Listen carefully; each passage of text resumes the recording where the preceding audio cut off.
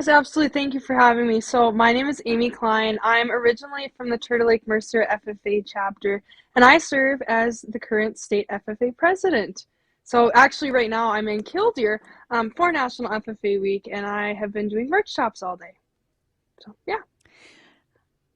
All right, Amy, I have lots of questions to ask, and I hope the guys do too. And for those of you who are listening and want to ask your questions, especially as we see more FFA chapters opening in the Red River Valley, you can call us at 701 293 9000 to chat with Amy today, or emails ag or weather at flagfamily.com.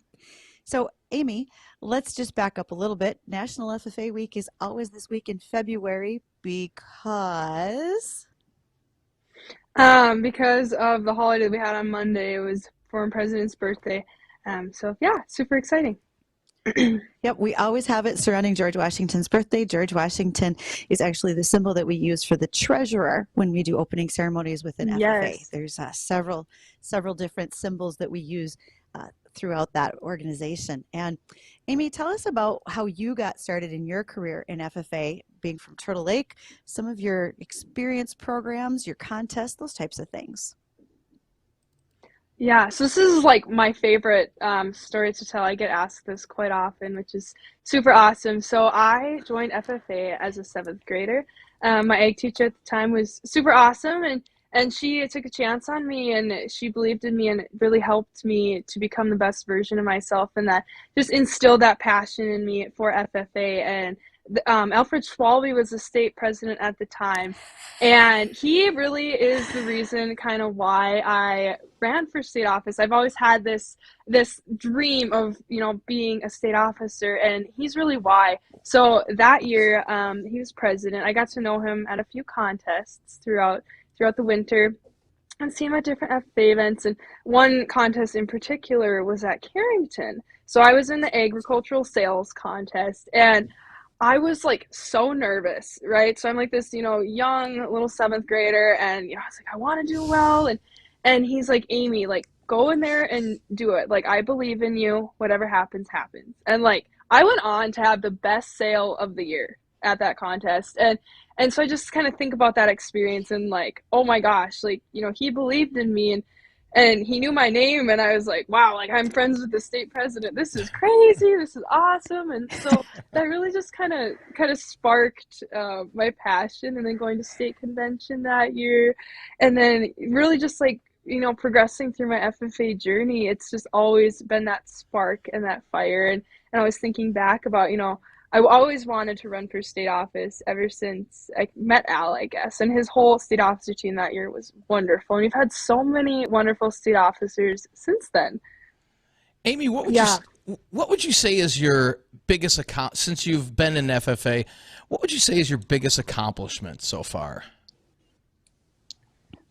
Oh, wow.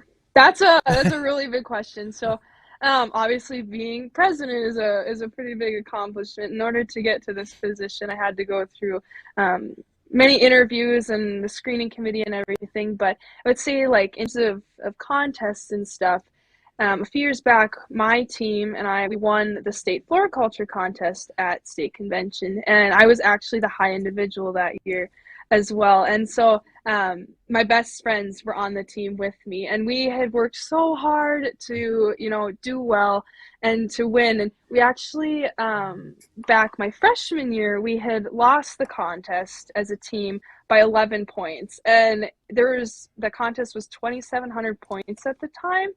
And so to lose by 11 points, it stings a little bit. So, we wanted to come back and do well, and then COVID hit, and we're like, okay, it's finally our year. So, we had worked really hard, and we had longed to succeed and win. And so we finally did, and went to nationals and did really well too. So I did it with some of my best friends, and our hard work paid off. Amy, I was wondering, what has FFA done or provided for you in your time being a member within FFA? FFA has provided me so much. So wherever I go, I know that I'm set up for success. So one of my favorite parts about being an FFA is meeting so many people. So through FFA, I have made so many connections. everywhere you go, there's somebody that can connect to FFA in some sort, whether they were at FFA or someone they know was in FFA. I was actually at a conference that wasn't agricultural based at all this past winter, and like the president of this organization, he was a state officer back in like the 80s. And so, you know, these connections that you can make. And one of the biggest things that I also talk about is FFA has given me so much confidence in myself. I wasn't always that way, and I still am definitely not perfect, but if I have to get up in front of people or go meet other people, I have the confidence to do that. I've always been kind of a talker. I guess you can probably tell that. Some people say it's a gift, others say not so much. But, you know, through ag sales, I've learned how to communicate with people and just really learn how to be an overall good leader. And like teamwork's also a super important aspect. So that I've learned on my teams. But I guess it's not really one specific answer, but kind of a lot. You know, FFA's done so much for me. So. Oh, that's super awesome. And how about opportunities? And you were just kind of alluding to a few of the things that you've been able to build as a person with your communication skills, your confidence. What kind of skills and other opportunities are opened up by being a member with FFA for yourself and other members as a whole? Yeah, so definitely a lot of other opportunities, you know, growing as a leader, but there's so many other opportunities to travel.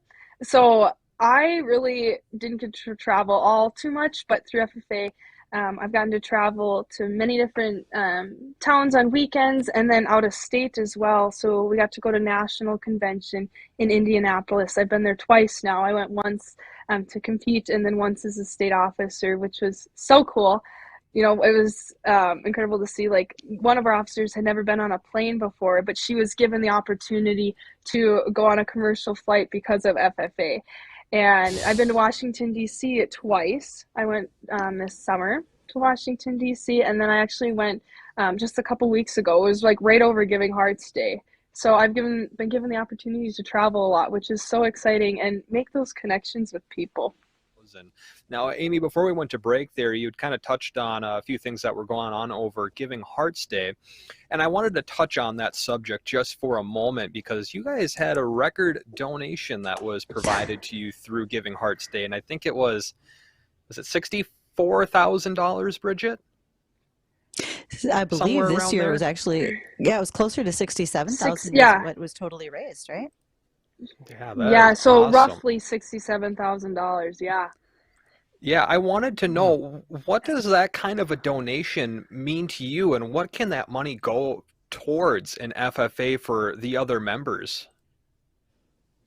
Yeah, so those donations go towards a lot of different things in the state. And if people are listening and they have questions, kind of the lady to talk to about a lot of that is Beth Allen, who is our executive director at the foundation. She deals with a lot of that, but to just kind of touch on in general, like what our money goes towards is it allows kids to do all the things in FFA. You know, everything costs money, and we are so grateful for all of the donors that allow us that have donated money, that allow us to do all the things that we love in FFA. And some of those things, Amy, I think it's important to note, they fund scholarships, the mini grants, Yes. the travel for students. And so when I mentioned before the break, scholarships and the mini grants, can you describe those just a little bit, what students are using that money for? So scholarships, so there are a few different kinds of scholarships, and if people, like I said, people are interested in, you know, learning more, the North Dakota FFA Foundation is kind of the head of that. So there's, on their website, there's some great information, but, you know, when we talk about scholarships, so there are many scholarships available. There are college scholarships, there are scholarships that allow students to travel to Washington, D.C. for the Washington Leadership Conference, which is so awesome. And beyond that, there are Ag in the Classroom grants as well that they do. And yeah, just a whole bunch of grants. They offer grants for SAEs, which are supervised agricultural experiences. So those are super important in FFA. They're part of our 3-component model. And SAEs really allow kids to kind of pursue their passions in FFA, and yeah. Amy, what's your SAE? So I actually have two SAEs. So I have an SAE in beef cattle production. So I work on my family's farm and ranch as a ranch hand. And then I've done that since 2018. That would be the picture on the screen. Yeah, so that's me feeding the cows with buckets of corn. And then, yeah, I don't think Dixie's in that picture. Dixie's my favorite cow. She's my pride and joy, but she's not in that picture. But other than that, I also have another SAE where I helped a vet outside of Mandan. It was in veterinary science, so I got to learn a lot from him. He's a family friend, Kirk Johnson, and he really taught me a lot. I got to go along and AI some not AI some cattle, PG some cattle, and I got to be in on a couple surgeries. I actually got to put in some sutures, which had I not been active in FFA or had I not pursued that SAE, I wouldn't have had that experience. So. Well, if you think of it, what could you describe AI? Because maybe those listening don't know what that stands for, or PGing in cattle. Okay, so AI is artificially inseminating. I guess I didn't do that with the vet. I misspoke. But that's okay. That's a whole process. There's a lot to that, and there are a lot of great educational videos online if you want to learn more about that. But PGing, so pregnancy testing, so that's what I did a lot with him. So we go out to these farms and ranches for people, and we check to see if their cattle are pregnant. And so what that does is it, allows the farmer or the rancher to know if that cow will be having a baby, or maybe they might want to sell that cow if they will not be having a baby. So yeah, super cool. And okay, and I actually got to do it, so that was really cool. Was it the big giant sleeve or an actual ultrasound? How were you PGing that? We ultrasounded, yes, we ultrasounded. So yeah, like I said, there are a lot of great informational videos online if people want to know more about it. Talk to your local vets. It's really cool. I didn't know exactly how it was done, but I was always so interested in it. And I'd be peeking my head around the corner, and he's like, "Well, get in there." So I did it. Yeah. And Amy, if what advice would you give to somebody that is looking to get into the FFA? Yeah, so my biggest piece of advice is to go for it. Maybe somebody's listening doesn't exactly know how to get involved. Talk to your local ag teacher, talk to your parents, talk to the people in your community, and you will be able to get connected with somebody who can get you involved with the FFA. If you don't have a local chapter, go ahead and reach out to your ag teacher. Maybe that could be something that could be worth starting.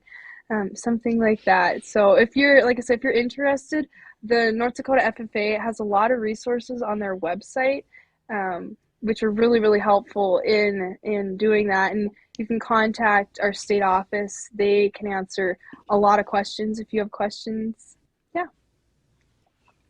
And Bridgette, I don't. Oh, go ahead. Sorry, Justin.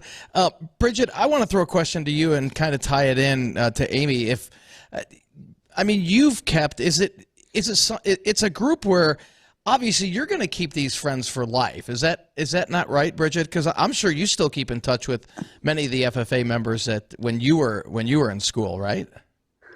Absolutely. We didn't get to start in junior high when I was in high school, so we started as freshmen. And those kids I met when I was 14 years old, I still see today. They are still contacts. They are folks that I reach out to when we need information and facts for this show. Folks who run large organizations and are very active in agriculture or other industries today. And that's one of the things is the networking.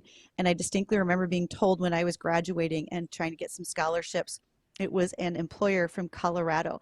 He said, if you are an FFA member, you have a 50% better chance of getting a job from me. If you're an FFA member from North Dakota, you Wow. come with the work ethic that I believe in, and I give you a 75% chance of getting a job over somebody else. So that has always stuck with me. Wow. That's great.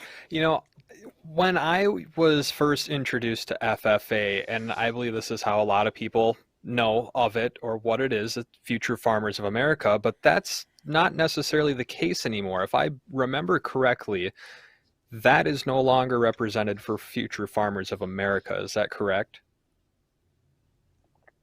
Yeah, so it's actually the National FFA organization that once stood for Future Farmers of America. But FFA it's not just for students who want to be production farmers, it's for members who are future teachers, doctors, scientists, anything you can think of. So that's why it's kind of now the National FFA organization. Right, and that's kind of where I was going to lead with this, is because a lot of people think, oh, it's for farming, but it's not. I wanted to ask how far out that expands from just farming, because it's so much larger than just that. Yeah, so in FFA, we have many different contests. We have these career development events that are centered around agriculture in some way, but it's not just that production farming, right? So we have, like, one of my favorite was floriculture, which involves flowers. And you don't traditionally think of flowers as like your traditional methods of agriculture. So that's like super cool. We have like, farm business management. That's a super cool, and that is like the bookwork behind how to run a farm.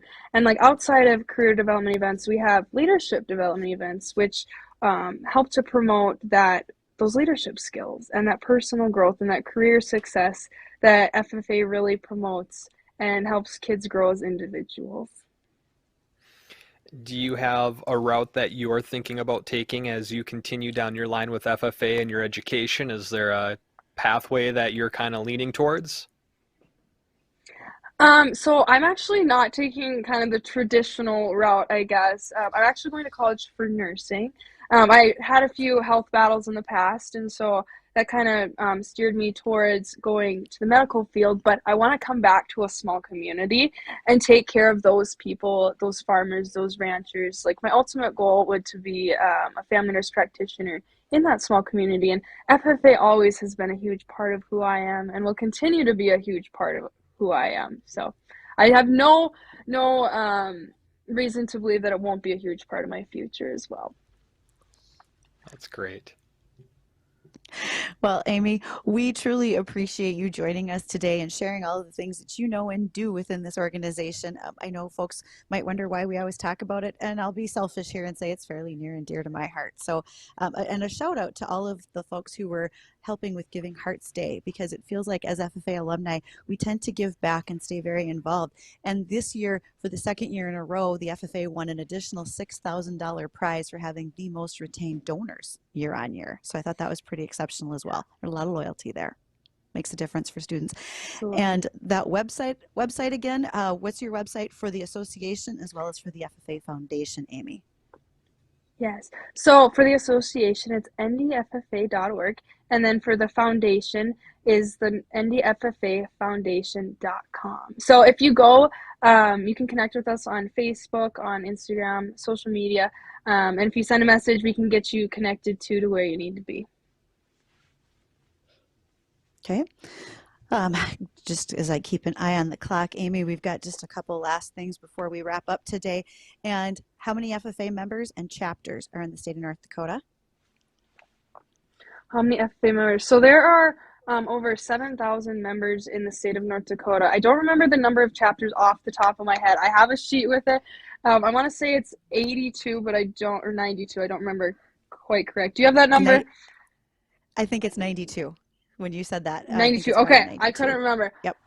Now that you asked me that, I was like, I literally just forgot it when you asked, but thank you. It's like having our own FFA quiz contest here, Amy. How's that sound? We're just going to run all these things right by you so you get a chance to keep them fresh on the top of your head. So we appreciate Amy joining us. We thank you so kindly for that. And yes, as proud as I am, I even still managed to embarrass myself. So I did send the guys a picture of my FFA. That is an awesome picture. Look at that. Was that naturally curly, Bridgette? God, no. That's a spiral perm. Like it is. Yeah. Oh, that's awesome. Yep. That is so 80s.